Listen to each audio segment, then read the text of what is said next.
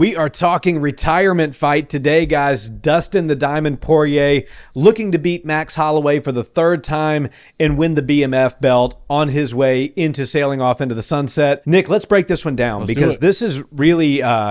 it's interesting with Max, right? Because trilogies are not his specialty. Right. He's been one of the best 145ers of all time, but, you know, there's only been 2 trilogies that he's been involved in, this being the second one. The first one to Volk, he was not able to win any of those 3. Right. Let's see if he can right that wrong and actually hand Dustin Poirier an L on his way out in New Orleans. It's basically a pick'em fight. I think, you know, I've looked at the odds on a couple of different sites.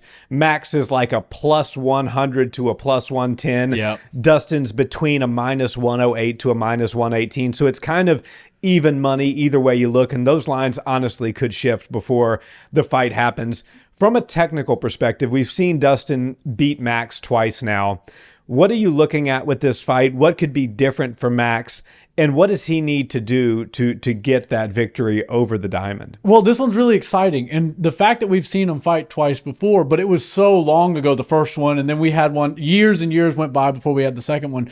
But what I find so interesting about this is Dustin Poirier is also familiar with the trilogies, even the lopsided ones, right? Yeah. He has the Conor McGregor. So I just want to point out that Dustin Poirier on paper seems to learn from his mistakes very well when it comes to rematches and trilogies. Max Holloway, maybe not so much, but are we really going to see Max Holloway go 0-6 against 2 guys, Dustin Poirier and Volkanovski? I have a hard time believing that. You know, maybe Dustin just has his number and he's going to get him again, but for some reason, I feel like the fact that Max Holloway, even though he's got the resume of a grizzled vet, and he is a grizzled vet, he physically is right there smack dab in his prime because he's still so young. And I think that's going to be his advantage against Dustin Poirier. And even though the other 2 times he didn't get his hand raised, this is his opportunity to right the wrong. And I love the narrative that he's painting too. He's like, Dustin stole my UFC debut. I'm going to steal his retirement. That's the only fair way we can both get out of this sport. So I do like that point. But I'm really interested in seeing the technical side of how Max approaches this fight because sure, he lost to Ilia Topuria whenever they fought last, but he looked pretty good. And I'm more speaking to the footwork and the dynamic movement that he was using. He was able to cause some problems for Ilia until, of course, he didn't. But he's a dynamic mover. And one thing I notice about strikers and just MMA fighters in general, as their career goes on, they tend to be a little bit less dynamic and they start to be a little bit more precise and calculated and potentially a little bit more heavy in their legs, a little more flat-footed, if you will. And it works out for some guys. You know, maybe they can't move quite as fast as the up-and-coming guys, but they've got that veteran experience. They see the shots coming their way. They know how to counter-strike well. Dustin has gotten very good at that, and he's a little bit older in age, so he has really honed in on that style of fighting. Get inside, get close, make it a bit ugly, counter when it counts, and really put some damage on this guy early and often because he's going to be coming in with all this dynamic movement. That momentum will help you land harder shots on him. But Max Holloway is very, very fast. He's very crafty with the way he does decide to enter. You know, occasionally he'll come in with just hands. And then for a round, it seems like every attack he starts with a kick, right? Or some variation. He's just very good at mixing things up and giving you a different set of skills to deal with round after round. And the thing that sticks out to me about this, and I usually never pick people who are 0-2 going in for a third fight with somebody, but Max Holloway having that ability, the agility, and all of his skills that he brings to the table. Let's not forget, people are calling him a washed fighter. He still holds a belt. And I understand a lot of people hate the BMF belt, but he still is a belt holder. And in my eyes, the BMF is still the most rare belt in the UFC. So I don't want to consider Max Holloway a washed fighter. 1 or 2 more wins at 155, and now he's in a title fight. So I think Dustin Poirier, even though he's done so many great things, he's beat Max Holloway twice. When retirement is on the tip of your tongue, when it's been talked about for seemingly a year and a half now, right? They're just sort of figuring out how he would exit the show. They figured it out. They got a card in New Orleans in his home state. He's going there to perform for his people. It's a guy he's beat before. The writing's on the wall. Dustin Poirier, you can go do this. But Max Holloway is the kind of guy that wants to spoil that party, especially against the guy that spoiled his UFC debut. Yeah, and the thing about it, I hate that term "washed fighter" when you use it. It's overused. It's overused. Yeah. Tony Ferguson was washed, right? BJ Penn Right. was washed. Like, there are certain guys that need to get out, and sure. for whatever reason, whether it's financial or just ego, or they have that competitive streak where they feel like mentally they can keep going, but physically they can't. Right. There is a time to use the term "washed," but it's way overused. Oh, yeah. Max and Volk, especially, that was the hot button term for both of them after they lost to Ilya. Right. And it's like, no, they're not washed. Ilya's just, as he said, the next generation of MMA. He's like 28 years old. He's got power like we haven't seen before at that weight class. He's good everywhere. And yeah, he beat him and he finished both of them. Yeah. But both of them looked okay in their respective fights before Ilya finished them. And oh, by the way, who's the current champion at 145? Right. Alexander Volkanovski. So people are so quick to throw that term "washed" out. Right. And I say that to say that Max Holloway is nowhere near washed. Right. He's still in his fighting prime. One thing we notice about guys as they get older is their bodies tend to get a little bit bigger. Yep. Gets a little bit more difficult to cut that weight. I think Max made a mistake cutting weight again to come back down to 145 after he fought Justin Gaethje. And I think his durability was a problem in that fight against a very powerful fighter in Poirier. I agree. So I don't expect Max to have any signs of being a quote-unquote washed-up fighter when he enters the cage against Dustin Poirier. Now, here's the problem. Dustin Poirier is as good of a boxer as Max Holloway is. Yes. He's also as game and as durable as Max Holloway is. Right. And he's gotten his number twice before. So it makes it a very difficult fight for Max. Now, to quote the famous Chael Sonnen, the only way out of this sport is face down and embarrassed. And in this case, if Dustin Poirier is really truly leaving, he will end up face down and embarrassed in New Orleans, and Max Holloway will get that win that's been escaping him over Dustin Poirier. But I think old Uncle Chael is going to be wrong on just this one. I think we do see Dustin Poirier go out on top. Really? I think Dustin Poirier is going to beat Max Holloway for the third time. Wow. I think that he's a little bit more economical with his shots than Max is, but his shots mean more when they land, as we saw in the second fight that happened at 155. I think Dustin's going to have a little more oomph on his shots. He's going to be a little bit stronger in the clinches and the grappling exchanges. Okay. I don't expect there to be much ground time in this one, if any at all. No. But I do expect them to kind of tie up in certain positions, and I think Dustin's very good in those clinch positions with the elbows, with the knees. I think he's going to be a little bit physically stronger than Max. And all of those reasons are why I like Dustin by unanimous decision. I don't think he's going to get a knockout or a finish or submission, although he did say that if he gets a guillotine, he's going to have a statue made and put it in his front yard of him beating somebody by guillotine. And as many as he's attempted and never having finished one, he might just try to seal off his career with a guillotine finish. But I don't think that's going to happen. I think we're going to see a unanimous close decision, 3 rounds to 2, 4 rounds to 1, something like that, for Dustin the Diamond Poirier. He breaks the mold. He rides off into the sunset as the guy who's on top with a belt. Yes, it's not the belt that he was going for his whole career and got very close to, the undisputed belt. It's the BMF belt. But still, I think he could really, put a stamp on his career with that belt. And he's a first ballot Hall of Famer in my book.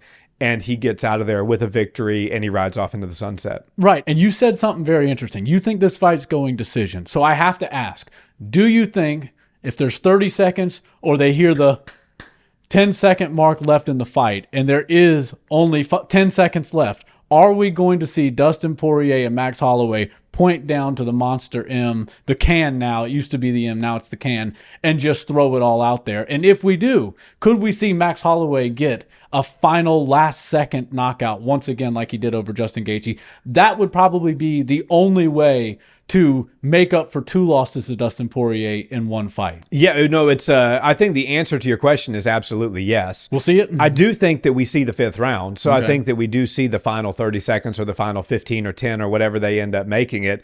Dustin Poirier is certainly going to oblige to that. Dustin Poirier has been a fan favorite for many years and for good reason. He's going out in his home state. I think that we will see some version of what we saw with Justin Gaethje. Doing that again, a last-second knockout, that's like catching lightning in a bottle twice. Yeah. Unlikely that happens, but I do think we see some fun fireworks at the end of the fight. I still don't think it's going to be enough to, he would have to put, I think Dustin will be up on the scorecards at that point in time. Okay. So he will kind of need to land that Hail Mary, but I don't think it's going to happen. Dustin's a smoother boxer than Justin Gaethje, in my opinion. And I think it's harder to hit Dustin than it is to hit Justin Gaethje. True. Dustin Poirier is pretty fundamentally sound when it comes to defense. He does get hit, but he's not going to, he will stand in the monster M and throw. Yeah. Certainly.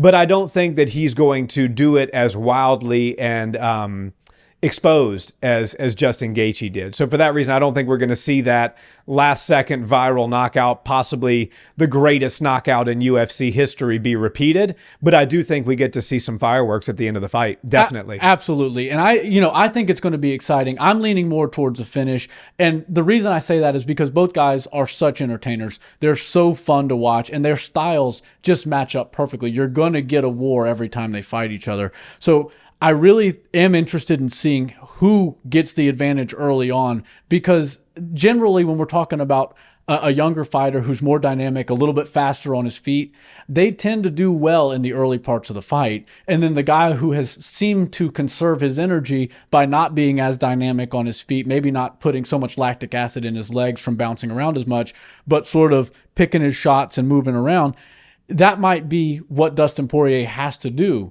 to find his shots on Max Holloway. But again, the evasiveness of Max Holloway that we've seen even recently, even in losses, is still very impressive to me. You know, the way he's able to mix the martial arts, particularly in the striking range, is so impressive. You know, he's not known as like the Edson Barbosa or the Wonderboy Thompson or the MVP, where it's like, oh, he's going to throw the craziest kicks in the world at you. But when Max Holloway decides to start throwing his dynamic kicks, those spin kicks, was it Justin Gaethje that he landed that one beautiful jump spin kick right to the body from like super close range, right? Yeah. From boxing range, almost clinch range. He threw that. So Max Holloway is very dynamic, and he's very good at putting high, powerful, high damage shots in when you're least expecting it. And while the reason I'm kind of leaning towards this fight ending in a finish, even though I'm not totally convinced as to which guy's going to win, is because both men have been touched and they have been, their chin has been deteriorated just a little bit. And we understand that Max Holloway was this seemingly unbreakable guy up until Ilia Topuria, and it comes into that washed narrative we were talking about. He loses one fight to the heaviest hitting 145er that you've ever seen, who moves at 155, power translates just as well. And now people are calling him washed. They're saying he has no chin, when nobody else, and you go look at his resume over the last 12 years, it's just insane. He's not even getting dropped by any of those people. So I think Max's chin might be able to hold up a little bit better than Dustin's, even though he did suffer a bad KO loss.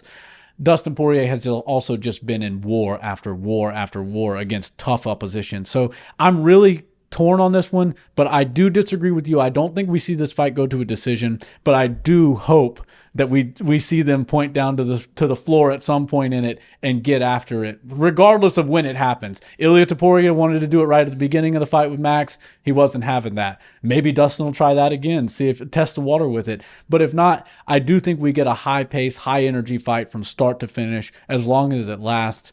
If you want my official prediction, I'm going Max Holloway to get his hand raised. I think he does it via TKO, round 3. It's going to be a knockdown, drag-out war as long as it lasts. Dustin's going to have his moments. I believe Dustin Poirier might even win a round. But we're not going to need to go to the judges' scorecards, because both men land so much. They're very high energy, they're high pace, and they're going to keep coming at each other, because these fans that have been watching them now since they got into the UFC, and slowly over time, these guys have become most people's favorite fighters. Dustin Poirier knows it's his last time, his last hurrah. He's not going out, skating on the outside. He's not going out looking for a way to find the judges to get involved. He's going out there to beat a guy who's already beat twice before to prove a point, and Max Holloway is going to steal a victory away from a guy that stole his very first UFC win away. Yeah, interesting take, and I'm really excited to see this fight. I think it's going to be fireworks. I think you're right. Fight of the night is probably in order. If it goes more than 3 rounds, I think for sure it's going to be fight of the night. If it ends up being an early finish, which I doubt, it'll probably be finish of the night. But listen, Dustin Poirier is still almost just as good as he ever was. I mean, it wasn't that long ago that he smoked Benoit Saint-Denis and battled some tremendous adversity in that first round. Right. He's got the 2 Conor wins now. I mean, Dustin Poirier is retiring not because he's washed. He's retiring because he doesn't need to fight anymore, and he's done everything that he could do besides win the undisputed belt. That's right. Which seems like it's a far cry at this point. He's a multimillionaire. He's got a beautiful family. You know, what more is there left to do for him? He's not being pushed out, which is the situation with a lot of people. He's being given quite the opposite. He's got the red carpet treatment down in Louisiana in front of a crowd that's going to heavily favor him. I mean, everything is there for Dustin Poirier to have a magic night, and I think that's exactly what's going to happen. I think it's going to be fight of the night, unanimous decision, but clearly a victory for Dustin the Diamond Poirier, and he rides off into the sunset and ends up doing what most people cannot do, which is step out of the cage with money, with most of your brain cells intact, and with your hand raised, and with a belt around your waist. How about that? And one thing I've been saying is I do believe this is Dustin's retirement fight, but I don't think it's his last fight. I think he retires. We get the B-roll, the awesome footage in New Orleans. We're going to see all of that sort of stuff. But then part of me does start to argue with myself, and I say, you know what? Why does he need to come back? The only person that he would come back to fight, in my opinion, would be Ilia Topuria. Now, it doesn't make a whole lot of sense as far as the rankings go. And does Ilia Topuria really need to beat up another one of everybody's favorite fighters? I don't know. But sort of the reason I'm going to argue with myself and disagree that Dustin Poirier truly is done with this is there's one guy that everybody wanted to fight for his entire UFC career, and very few got that opportunity, especially when it became the biggest fight that the UFC could possibly make. Most people know it as Red Panty Night. Yeah. Conor McGregor. Dustin Poirier got to get in the cage with the octagon with Conor McGregor multiple times. He got his hand raised multiple times. There's nothing more you can do. This sport goes this way. You get into the organization, you're fighting on the prelims. Hopefully you create enough steam, you get to the main card. Man, if you can get on a streak once you're on the main card, you might find yourself in a title fight. And then the natural progression is you usually come back down. But if you're one of these outliers that gets so big and such a big fan base that you wind up surpassing the championships, and now your outcomes of your fight don't matter as much. You don't have to win or lose. You just have to be fighting.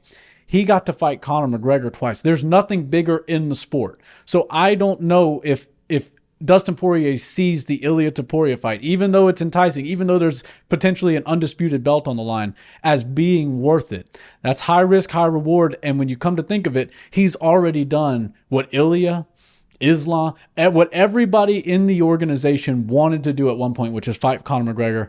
This guy's gotten to do it 3 times. So I just feel like Dustin Poirier might actually not be bluffing at all.